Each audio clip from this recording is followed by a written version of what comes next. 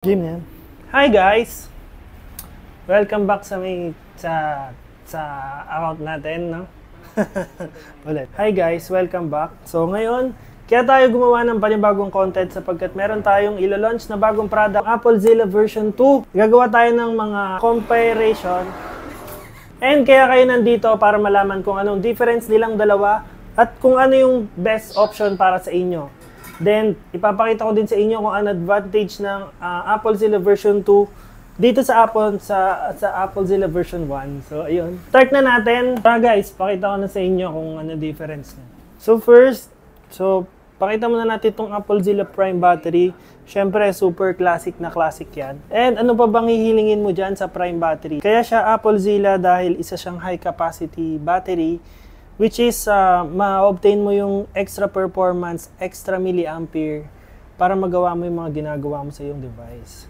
And then here comes the AppleZilla version 2. Packaging na to, hindi pa ito yung yung official packaging natin. So on process pa yon. So possibly kapag ka nag-avail ka nito, makikita mo na yung bagong packaging. And then ayan, papakita ko sa inyo yung version 2 muna, then together with this version 1 AppleZilla. And kung bakit ba ano ba sa dalawa yung bibilin mo? So first of all, dito muna tayo sa version 2. And ayan yung back portion. Nandiyan yung milliampere and a warning sign. And everything. Nandiyan na po lahat ng details. Ngayon, makikita mo may ganito. Bakit may ganyan? So mamaya ipapaliwanag ko sa iyo kung bakit. So first, buksan muna natin tong version 1. Ayan, classic AppleZilla Prime battery. And meron na siyang tape. Adhesive tape. And ito yung version 2. So sa logo, difference ng logo, magkaiba po sila kasi ito na po yung official trademark logo ng AppleZilla. Then ito kasi yung unofficial. So ayan pa rin yung nakakabit dyan. Pero pares silang Li-ion polymer battery. Ito yung back portion. Ayan. Warning sign. Ayan. Everything. Nandyan na po lahat ng data. And open natin siya. Pakita natin siya ng walang plastic. Ayan o. Ganda o. Ayan. So, since papaliwanag ko na sa inyo kung ano yung pinaka-better na option para sa inyo. So, kasi si version 2 po ay, ayan. Kita nyo? Halos same lang sila, no? No, same. Ngayon, what is their difference? What is the advantage of this both battery? So, first of all, compare muna natin siya sa original. So, si original ay standard milliampere siya and this one is a high capacity, so 350 siya, so possible mas mataas yung milliampere niya, no? And ano naman ang difference niya dito sa version 2 natin ng AppleZilla? So sa AppleZilla version 1 po, kailangan nyo pa rin po ng tag-on flex para ma-retain yung 100% capacity and kailangan nyo itong tanggalin at ipalit yung original BMS flex nyo. So kailangan nyo yung dalhin sa mga legit tech na complete yung mga equipment and tools para ma-obtain yung mga ganitong klaseng repair. Ngayon, kung ikaw naman ay wala ng battery health, technically, hindi mo na kailangan ng version 2 kasi ito pong si version 2 ay isang advanced battery na. So makikita nyo, meron kasi siya ditong dedicated connector. So para saan po ba yung dedicated connector? Ito po kasi walang dedicated connector, no? So since ito ay meron ng dedicated connector, so ang gagawin mo na lang dyan ay pinadali na ang buhay mo. So ang gagawin mo na lang, kukunin mo yung ganitong original BMS flex mo and ikakabit mo na lang dito without soldering/welding it, programming it, or putting a tag on flex. So napakadali na ng problema, no? Parang almost plug and play na. So yan, 'di ba? Napakaganda ng version 2 kasi hindi na papahirapan si technician. So, hindi na required ng programmer kasi before, kailangan mo ng programmer, kailangan mo ng tag on flex, which will cost you a little bit more sa inyong budget. So, dito sa version 2, ikakabit mo na lang yung, anyari, ito yung original na BMS flex from the original battery. So, ikakabit mo na lang siya dito sa part na to and then titiklupin mo siya ng maganda. Which is, sasabihin ko naman sa inyo yung mga tutorial dyan kung paano yung mga tamang tiklop dyan kasi bawat unit iba-iba po yan. Ayan, makikita nyo yan, may dedicated connector na siya. So, hindi ka na talaga mahihirapan. Ayan yung difference nila kung bakit gusto mo piliin yung version 2. I-recommend ko sa iyo tong version 2 kung meron ka pang bat health ngayon. Kung nakikita mo pa rin sa settings mo na meron kang battery health, ito na lang ang bilhin mo. Medyo mas mahal lang siya ng konti. Pero sulit naman yun dahil hindi ka na mag-a-additional pag nagpakabit ka sa technician.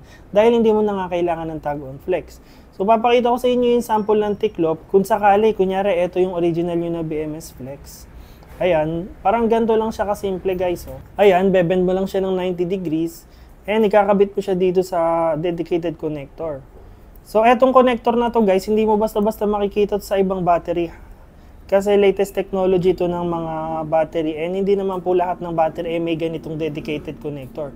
Baka mamaya kasi bumili kayo sa iba tapos sabihin nyo, napanood nyo sa AppleZilla yung video na magkakabit ka lang sa connector, wag po tayo guys. So yan, titiklupin mo lang ng ganyan. Oh. Since this is a high capacity battery, this will be a little bit bigger po dun sa mga standard bat dahil high capacity siya. So mas mataba siya and mas malaki siya ng konti. And may extra difference siya sa pag-install dahil mas malaki nga po siya. So kailangan pumili kayo ng better technician or legit tech na mag-i-install sa inyong device. And ayan, for example, ayan na po yung itsura niya pag tiniklop nyo. And magtatanong po kayo kung kakasya po ba siya sa loob. Yes, kakasya po sa loob. Bago po kami mag-mass produce, tested na po yan before. So, ganyan po yung magiging itsura niya and may mga kasama naman po yan tips para maging malinis yung inyong trabaho. For example, nakakabit na po siya. Kakabit nyo na lang po siya sa iyong device. Pag open nyo po sa first boot, mag-important battery message po yan. And wait for 1 to 2 minutes to display the important battery message. And then after that, i-restart nyo lang po siya para mawala yung important and para lumitaw yung 100% battery health capacity nyo. Kahit i-check nyo po yan sa Trio Tools, 100% pa rin po yan. And 0 cycles po siya. So, effortless talaga gamitin. And kung itatanong mo kung recommended ba ito sa mga walang battery health, so kung makikita mo sa settings mo, wala ka na battery health, hindi mo na kailangan bumili nito kahit eto na lang.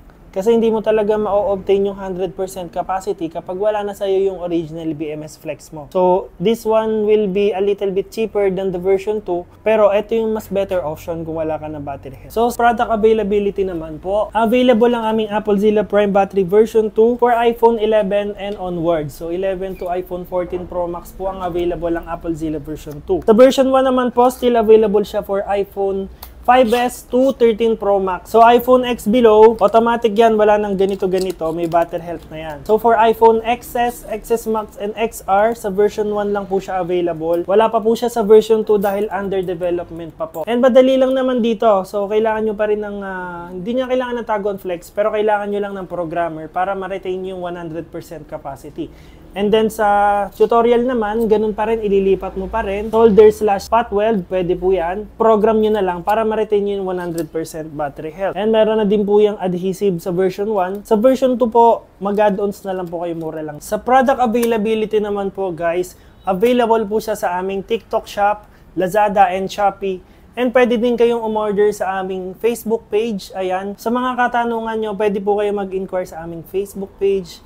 Ayan, mas better po kasi sa Facebook compare sa TikTok Shop. Available po siya for 11 to 14 Pro Max sa ating version 2 ng AppleZilla Prime Battery. So, mapapa-question ka, why to choose AppleZilla Prime Battery? So, first of all, ang AppleZilla po ay gumagamit ng TIIC, which is top-of-the-line BMS Flex para sa inyong device to control everything that the battery charge and discharge. Supported din na to ang 20 watts charging, fast charging capability sa iyong AppleZilla Prime Battery. Sa version 2, ganun din po guys, supports fast charging from iPhone 11 to 14 Pro Max. Hindi po siya basta-basta magbo-bloated. Basta make sure nyo lang na maging responsible user din kayo. So, better to choose MFI product, original products para sa inyong device. Especially sa kanyang charging. So, sa mga technician naman po, so available po ang AppleZilla Prime and the version 2 for wholesale. Message lang po kayo sa aming FB page. So, bibigyan namin kayo ng magandang price. More cheaper and better. It's better to choose the Prime version 2 for technician para hindi na kayo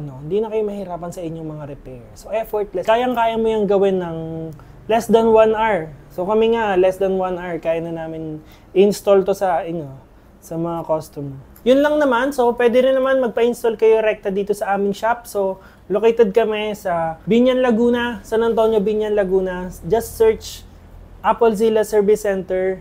Pin location nyo lang yan sa Waze or Google Maps. Madali nyo na po kami mahahanap. Kung may katanungan po kayo, comment down below, like and subscribe. Peace out. Peace!